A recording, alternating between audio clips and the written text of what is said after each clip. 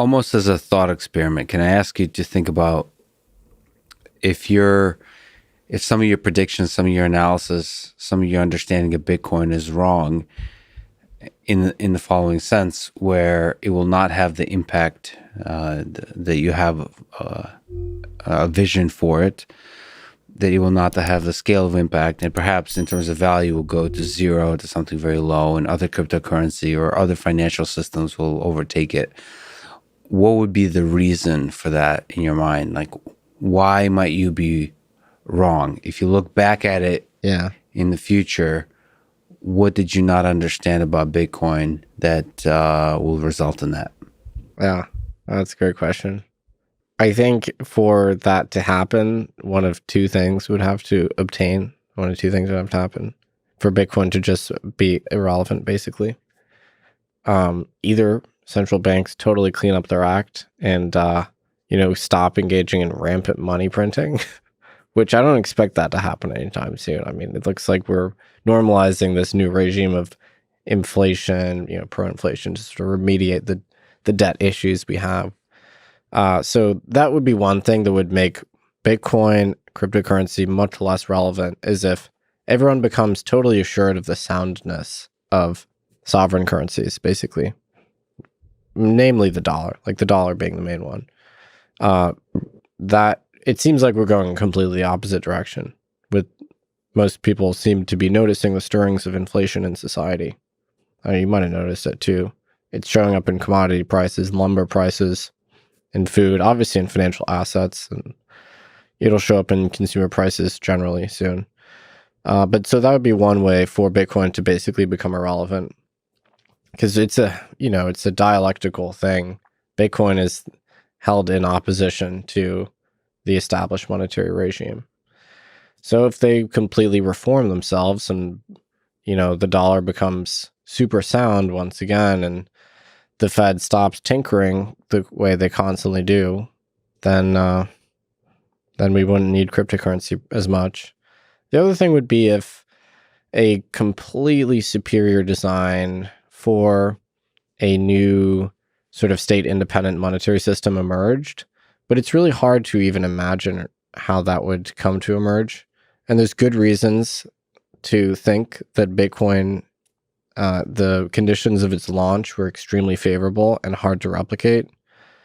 Can you speak to some of those conditions? Why it's a unique timing-wise moment for Bitcoin to emerge? Yeah, so obviously Bitcoin was born in the depths of the financial crisis, which gives it a nice historical element, but that was kind of a coincidence. Honestly, we know that Satoshi had been working on it earlier in 2017. The really special thing about Bitcoin was that it was launched anonymously by an entity that did not seek any glory or credit for what they did, and apparently never monetized it at all. So they never really moved any of their coins. Satoshi sent one test transaction to Hal Finney, who was one of the earliest Bitcoiners. Aside from that, as far as we know, Satoshi never spent any of their coins. So you have this wonderful Promethean quality whereby it's almost self-sacrificial. I mean, it's like this borderline godlike figure in terms of their restraint finds this monetary technology and releases it to the world and pays the price. They never took advantage of their filthy lucre. They never recognized any of the $50 billion that they made from Bitcoin, right? And Satoshi also didn't assign themselves any privileged access to the coins. Satoshi could have just written in the code, I own 10% of the coins. But they didn't. They just mined in the open free market competition like everyone else. It's just that Satoshi is an early miner to support the network, accumulate a lot of coins for sure. But they didn't have any privileged special access. So that's one thing that's extremely special about the launch, is that we had a founder that was truly committed to the monetary protocol and didn't seek either recognition or financial spoils, and then also left. Satoshi left in 2010, 2011, and hasn't really been heard from since. It's a very George Washington move, gangster move, where he didn't want power, and once he got power, he let go of it. Precisely. And that was a key, actually, move. That That was probably one of the most important moves at the founding of this country. That's right. George Washington could have been a king, Yeah. probably if he'd wanted, and Satoshi could have been Jerome Powell if he'd wanted, and Satoshi could have held on to power indefinitely, but chose to leave. The other thing is that Bitcoin circulated for a long period of time from January 2009 to about July 2010 without really having a financial value. So there weren't really any marketplaces. It didn't have a value. And so that gave it this really great distribution, among a broad set of stakeholders. And there were no venture funds or hedge funds, trying to aggressively buy up all the supply back then. Now, when you have new cryptocurrencies launched, they're like aggressively pre-mined, and some gigantic Silicon Valley venture fund is going to own 30% of it.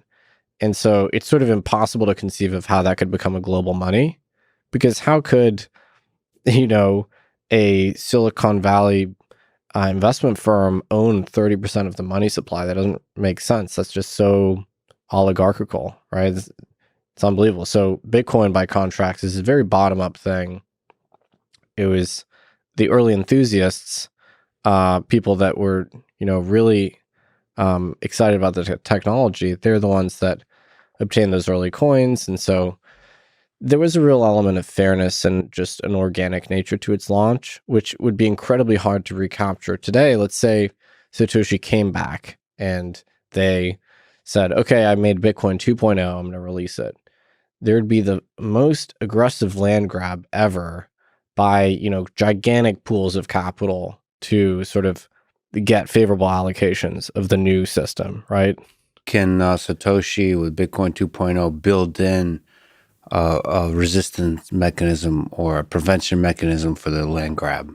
It would be hard to, because, if you have capital and resources, if it was a proof of work chain, you'd just have people that would invest a ton of money in mining, for instance. But most new blockchains, cryptocurrencies, are just sold, basically. They're, issued in token offerings kind of thing. So it's hard to enforce through the protocol, the decentralization of control, yeah, power. It'd be challenging too. And people have tried to do airdrops, where they, distribute coins to a large number of people. Basically doesn't work. Most people don't care about the airdrop. So it's hard to have an equitable distribution. I think the conditions of Bitcoin's launch were so lucky and favorable that they're very unlikely to be replicated. So I do think it's going to be a real challenge to ever have a new competitor that's as decentralized, as leaderless, as dispersed, sort of distributed as Bitcoin is, has its credibility. I don't know how you could overrule it on those important features.